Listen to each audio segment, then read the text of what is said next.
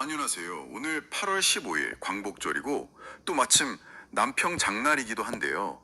오늘은 여러분의 자료, 그 남평 영농회 영농일지 유튜브 영상 기록을 바탕으로 해서요. 이 한국인의 삶과 정말 뗄 수 없는 벼농사, 그 어제와 오늘을 한번 깊이 살펴보겠습니다. 네, 우리 식탁의 정말 기본이잖아요. 쌀이.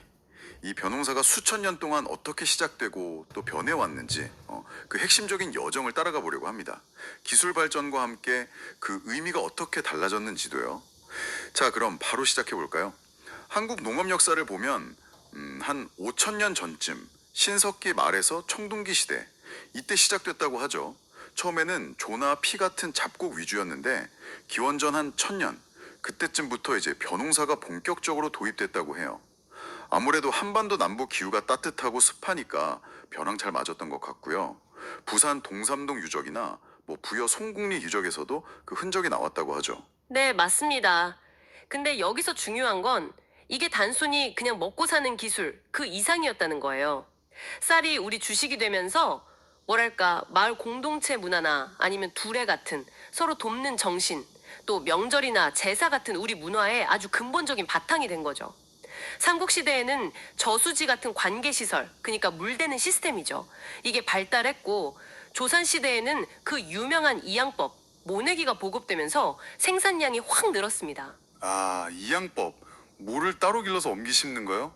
이게 생각보다 굉장히 오래됐군요. 근데 이게 생산량을 늘리는데 구체적으로 어떤 점이 그렇게 좋았던 걸까요? 잡초 관리가 편해진 건가요? 그렇죠. 잡초 관리도 용이해지고 또 모가 어느 정도 자란 상태에서 심으니까 초기 생육도 안정적이고요. 근데 이게 단점 아닌 단점이라면 모내기철의 노동력이 어마어마하게 필요했다는 겁니다. 그래서 이게 오히려 두레 같은 공동 노동 조직을 더 발달시키는 계기가 되기도 했고요.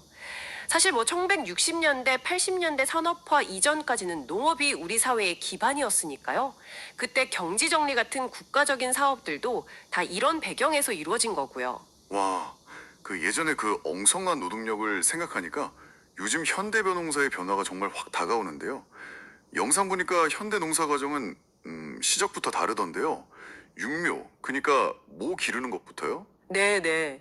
예전에는 정말 집집마다 작은 벽시 몇 판을 만들었지만, 이제는 영상 속에서처럼 농협이나 아니면 좀 규모가 큰 농가에서 전문적으로 육묘장을 운영하는 경우가 많죠. 정부 지원도 좀 있고요. 이렇게 전문적으로 키우니까 고품질 쌀 생산이 가능해지는 거죠.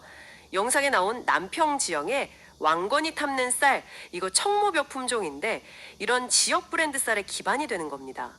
물론 농민 입장에서는 노동력이 줄어서 좋긴 한데 현실적으로 쌀값 자체가 좀 낮다는 그런 어려움도 있긴 합니다. 그렇게 잘 키운 모를 이제 5월 말 6월 초쯤에 논에 옮겨 심는 모내기 이양 작업도 이제는 뭐 완전히 기계가 다 하죠. 영상 보니까 이양기 한 대가 하루에 수천 평을 심는다고 하던데 와, 예전에 온 마을 사람들이 며칠씩 매달렸던 거 생각하면 정말 상상하기 힘든 변화네요. 그렇죠. 속도도 속도지만 요즘 이항기는 정말 똑똑해요. 단순히 모만 심는 게 아니라 비료나 제초제 같은 농약도 동시에 아주 정밀하게 뿌려줍니다. 거의 뭐 영상에서도 나오지만 컴퓨터 시스템처럼 정확하게 양을 조절해서요. 필요한 만큼만 딱 쓰는 거죠. 예전에 손으로 막 뿌릴 때는 아무래도 균일하지도 않고 좀 과하게 사용될 수도 있었는데 그런 문제를 해결한 겁니다. 이야, 정말 정밀 농업이네요. 모내기하고 나서 관리하는 것도 이제 첨단 기술이 많이 쓰이는 것 같아요.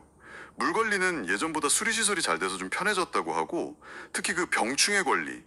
영상에서도 드론이 막 농약 뿌리는 모습이 나오더라고요. 인상 깊었어요. 네, 요즘 드론 활용이 아주 많아졌습니다. 농약뿐만 아니라 그 벼 이삭이 팔 때 주는 비료 있잖아요. 이삭거름. 그것도 드론으로 정밀하게 살포하는 추세예요.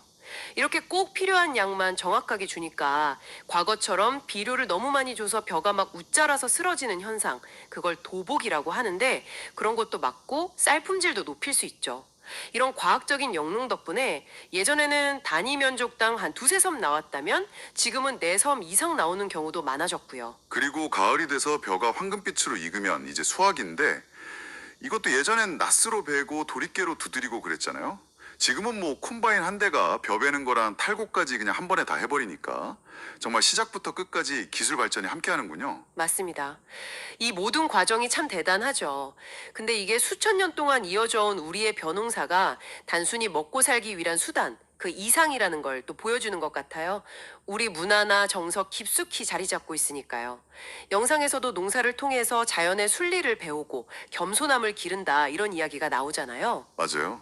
저도 그 부분이 인상 깊었어요. 그리고 사실 벼농사가 홍수 조절 기능도 하고 또 영상에서는 탄소 배출이라고 했는데 사실은 탄소를 흡수하는 기능이 있죠. 그리고 아름다운 농촌 경관을 만드는 그런 공익적인 기능도 빼놓을 수 없고요. 심지어 영상에서는 미래에는 농업이 뭐 에너지 생산 같은 새로운 역할도 할 수 있지 않을까? 이런 가능성까지 언급하더라고요. 오늘 남평 영농회 영농일지 영상을 통해서 벼농사의 정말 긴 역사부터 첨단 기술이 딱 집약된 현재 모습까지 한번 쭉 훑어봤습니다. 우리가 매일 먹는 밥 한 공기, 그 쌀 한 톨에 담길 시간이 정말 깊고 방대하다는 걸 새삼 느끼게 되네요.